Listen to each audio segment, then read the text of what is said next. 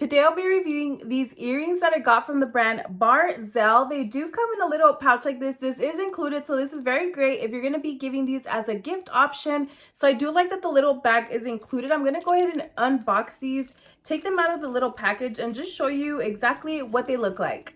So they are little beaded hoop earrings. Take a look. As you can see, they do move around.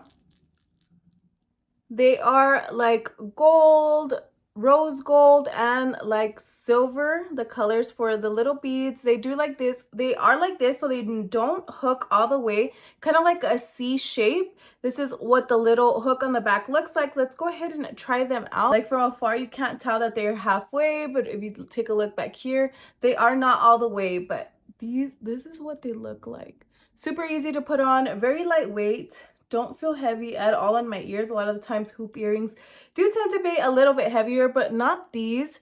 So take a look. Very, very nice. If you're looking for some hoop earrings for yourself or for a gift, then I would definitely recommend these.